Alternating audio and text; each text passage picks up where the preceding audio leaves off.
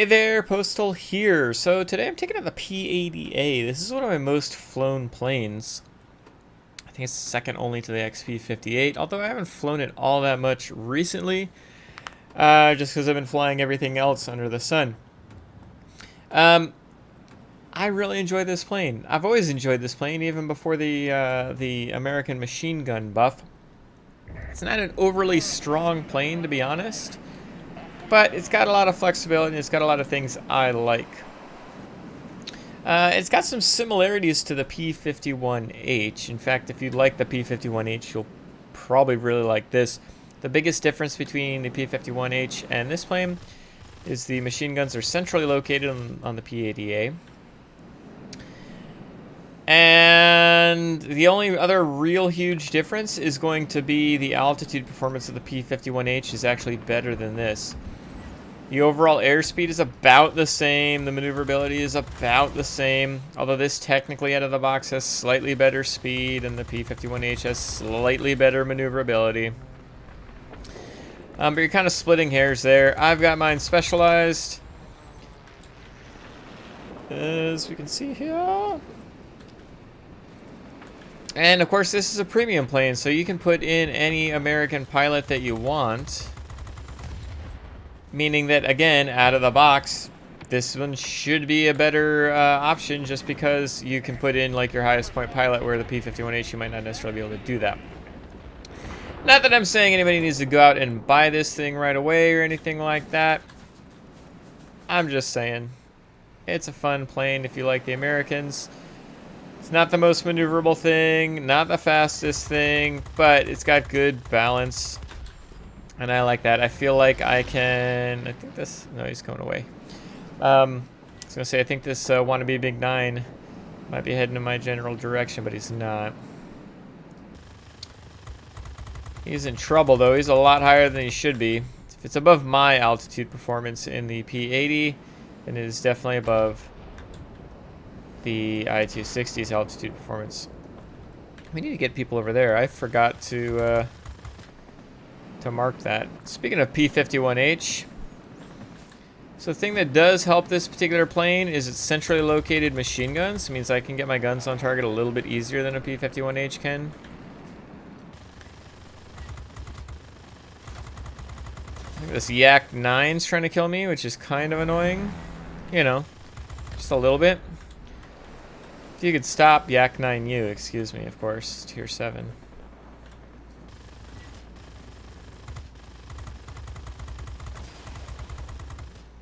Did set him on fire? Oh, somebody else got him. That's fine.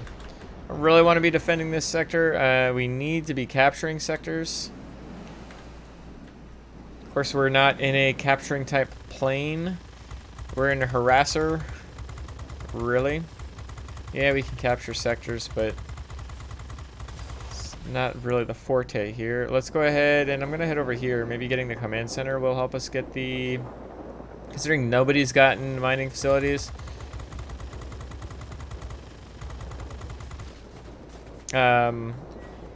There's a hell of a lot of things inbound, isn't there? Holy cow. I think that's P-51H somewhere. Got my finger on the pneumatic control assist so I can do some out turning as needed.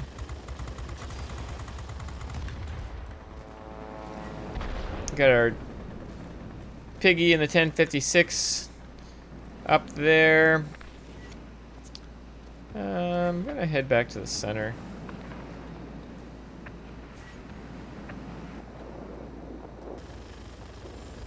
Ooh, I thought he was turning away. It's not properly angled for that. Boop. Boop, boop, boop, boop, boop. They got a mining facility. That is a damn shame. So what do we need to do? We need to get this command center ASAP. Let's get our engine boost going here. We can get this as long as the flak doesn't kill us.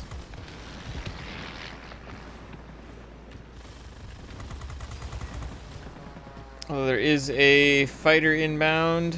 I don't think it's the P-51H. Doesn't seem like it's P-51H. Oh, they got the freaking our command center. I didn't realize. Oh, it is the P-51H. All right, cool.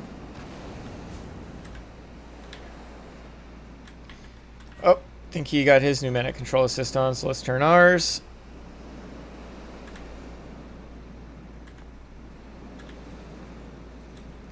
Technically, he's got the better maneuvering plane. I'm just hoping I've got the better WASD hacks here.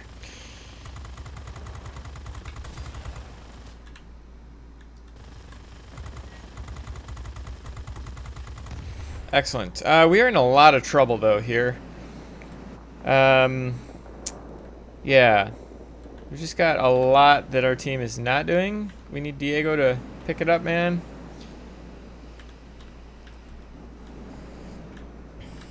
Keep sending everybody else for the mining facility. This is one of the downfalls of fighters in general. If you don't have a team that knows what they're doing to cap mining facilities, then you're in all kinds of trouble.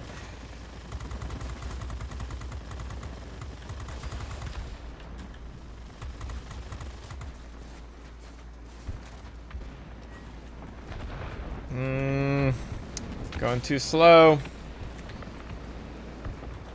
Well, I'm not going too slow. The enemy's going too slow. Go faster so I can kill you.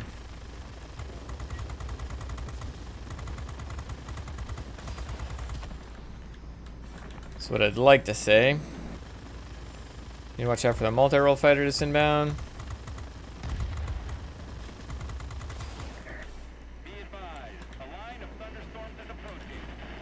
Yeah, this game's over, unfortunately. Our team just can't capture any sectors for the life of us.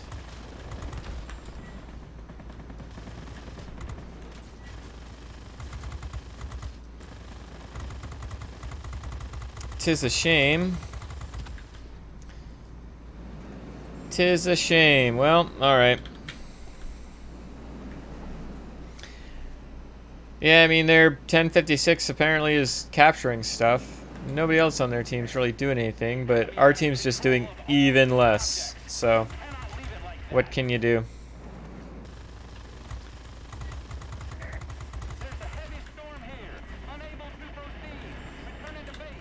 What can you do? Well, we can try to kill everybody. Typically wouldn't go after a B-32, but, you know, what the hell else am I doing? Wasn't overly difficult. I-260 is gonna blast us out of the frickin' sky with his 57mm cannon, or 45mm cannon, I can't even really remember right now. I think it's 57, it's gotta be 57.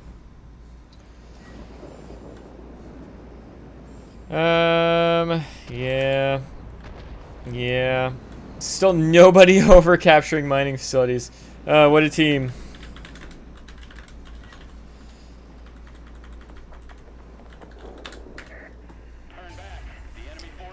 Like, no offense to the enemy team, they didn't do all that much. We just did even less, right? Oh well, let's head on back. Did get 19 kills there. Yeah.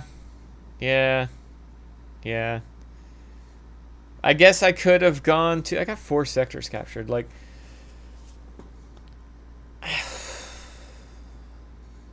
I guess I could have harassed the 1056. Like, we thoroughly lost that battle, right? I had a pretty good game. But the team as a whole thoroughly lost that battle. So my thought process isn't... you know... My thought process is going to be... What can I do to win the next battle? If that kind of situation happens again with 2 mining facilities and clearly nobody on our team wanting to go for those mining facilities, what's going to be my best course of action to win the battle?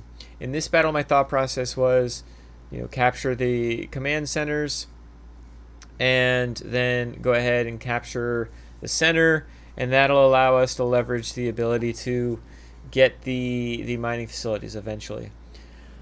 Clearly that didn't work out, so you've always got to take a step back and say, well, what could I have done to win? And I suppose my best bet would have been to go after the 1056. You know, whatever he was doing, He captured 4 sectors as well. He only got 6 air targets, but he did some ground damage. And so he knocked down an attack bomber kind of thing. So, maybe harassing him to allow him to not capture, allowing him to, not have an impact on the mining facilities, because I assume he probably helped capture mining facilities. No, he only captured the command centers 3 times in forward airstrips. So this battle of all things wasn't actually won by the mining facilities. It was won by the command center. So I probably spent too much time in the center. That's what I'm going to go with. I probably spent too much time defending the center. This 1056 captured 2 mining, captured the command centers 3 times. So captured his, captured mine, captured his back. And that's must have been what won the game, right? I did the exact same capturing, but just was less effective with it. I had more capture points, but my capture points were from defense. So I really do think I spent too much time in the center there. And I know personally I can get stuck defending a sector when I'm in a plane like the P-80 that is really good at defending a sector. Or can be good at defending a sector in a matchup like this. If you see here, I looked at the enemy team. The LA-9RD could be a pain in the butt if it wanted to be, but it wasn't. P-51H could be if he knows what he's doing to outmaneuver me. I've played the game enough to know exactly how I can use my yaw ability and when to use pneumatic control assist and things of that nature. And even though he was specialized and I'm specialized, I could have a crazy build compared to his build. He could have a speed build kind of thing, and I've got a balanced build. So yeah, so there's my takeaway from that battle. If I wanted to try to win that one in the future, that specific battle, less defense in the center, less reliance on my team to actually do anything, and go back and, if I'm going to defend anything, defend command centers, so that way we can continue to be capturing other sectors with the command centers. So my bad, but hopefully a lesson learned. Let's take a quick look at the P-80A. A plane, so I just recently actually adjusted the equipment. I put the G-suit on here. My equipment layout for the airframe and engines is the same as basically any of my high-tier American fighters. You don't get a forward-firing weapon equipment slot. You do get 4 combined airframe and engine equipment slots. And so I typically, once I specialize these planes, I put 2 for maneuverability and 2 for speed. And the reason being is because the airframes themselves are really built to be balanced. The P-51H isn't the, it's not a quintessential turn fighter. It's got great airspeed and great altitude performance, but weak guns. It can turn pretty darn well, but you're not going to put a full turn build on it. Also, on the flip side, putting a full speed build, in my opinion, and in my hands at least, means that you're losing out on some of the maneuverability that a plane like that, or the FJ-1 or the F-86 actually has. The P-80A is in the same boat. So I put a polished skin on here once I've specialized it, and I've got the uprated engine. I use lightweight power unit and lightweight wing frame. And the combination of those 4 items allows me to have exceptional airspeed and maneuverability. Am I going to get outmaneuvered by some planes? Sure. But I'm going to be able to outmaneuver the planes that I want to outmaneuver. Are there going to be some planes out there that go faster than me? Sure, I'm in a fighter, not a heavy fighter. But I've got exceptional speed because these are American fighters. And so they've got that ability to really get up and go. I mentioned it earlier. The biggest difference between this plane and the P-51H that you'll really notice in battle is going to be the altitude performance. The P-51H has really good altitude performance. The P-80A has good, but not P-51H altitude.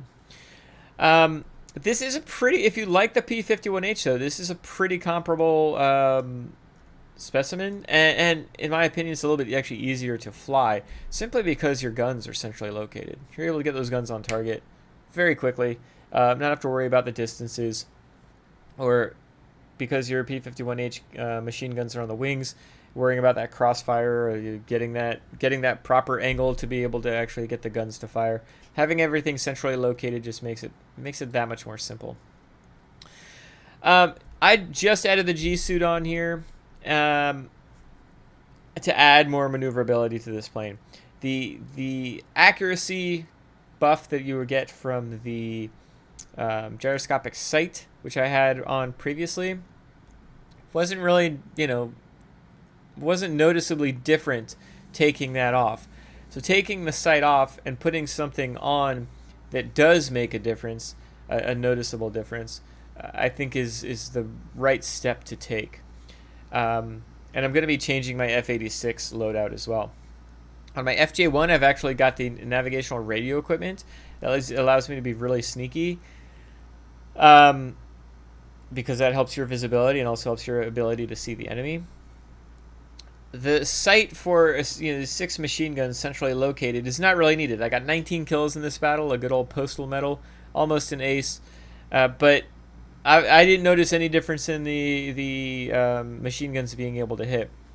There were some times where it took a little longer for me to kill a plane than I wanted it to be, but it's not such a huge impact that I feel like the sight is a need. Really, the G suit seems like it's going to be the best option for the P-80A, and probably for the F-86 because I've got that plane specialized. Before specialization, navigational radio equipment might be the best option simply because it allows you to be unseen for longer so you can get the jump on enemies. I really like the navigational radio equipment on my FJ1. I will probably be dropping it once I specialize the FJ1 and putting the G suit on. Just because the G suit did allow, you saw how quickly I was able to turn in some of those engagements, and that is specific to the G suit allowing me to do that. As far as my consumables are concerned, I've got my personal standard all or nothing loadout for my consumables. I've got my first aid package. I want to get my pilot back in there as quickly as possible. I've got pneumatic control assist. On a plane like this where I do dogfight from time to time, pneumatic control assist can get you the upper hand when you're in a turn fight. And I've won plenty of battles that I shouldn't have won simply because I had pneumatic control assist available. You're going against Spitfires and things like that, which I don't recommend doing, but if you get stuck in a turn fight because you were already at low speed and you're not able to get away, pneumatic control assist could potentially save you. Engine cooling is highly recommended for a plane like this. You get that extra 10 seconds worth of boost. I try not to use it unless I either need it or I'm trying to get to another sector as quickly as possible, whether it's to attack it or defend it. I'm trying to get to high altitude as quickly as possible. But it is really honestly a necessity at this tier. Being able to have that extra 10 seconds worth of boost is incredibly helpful in a fighter. I've put improved mixture control on here. That improves the engine thrust by 5% and the cruise speed by 2%. Yes, it doesn't mean that what that means is I can't put my engine back in. I don't have the manual engine restart. But if you watched any of my previous videos when I talk about my all or nothing consumable setup, I'm willing to take that chance to get myself some extra speed. Your mileage may vary. I understand if I lose my engine that it's my own stupid fault, but I'm willing to deal with the repercussions of that. So yeah, P-80A. I just haven't flown it in a while, and I thought, you know what, I need to fly this. Taking a quick look here. We'll see how quick this is. I forget. I'm pretty sure this is my second most flown plane, and just an absolute honest blast to play. 32 hours, yeah. So that and the XP-58, two of my most flown planes there. My only two planes that are over 30 hours, and I just have so much fun flying this particular plane. Of course, you get that extra premium boost when it comes to credits. Didn't even check what I actually earned on the credits here. 174,000 in a defeat. Of course, I did, almost get an ace. Would have been $250,000 if I had premium time. But, c'est la vie. Things happen. Like I said, hopefully I learned my lesson on how I could win the next battle. But I always recommend, if you lose a battle, don't just lose the battle and say, well, it's because the bots sucked. I got the bad bots. And I was saying that in the middle of the battle. Is it true? Yeah, that's what's true. But the fact of the matter is you can still win basically any battle that you get into. Unless you're against some of those really crazy pilots. Um, but in this battle, I could have won the battle if I had a better focus of what the proper objective was, which was to keep those command centers to really be a hindrance to the 1056. He was kind of doing what he wanted to do, which is not the right step. If we were able to get both command centers and hold on to them for a little while, would have had a better chance to actually win this battle, no matter how incompetent my bots were. Right? Hopefully. Anyway, I'd love to hear your perspective on the P-80A. Is it a plane that you have? Is it a plane that you enjoy? Is it a plane you regret getting? Feel free to comment down below. I'll respond. Or you can hop in my Discord, which is linked somewhere around here. You'll be able to continue the discussion there. Otherwise, I hope you have a great day. Hope you enjoyed my loss. And I'll see you next time. Bye.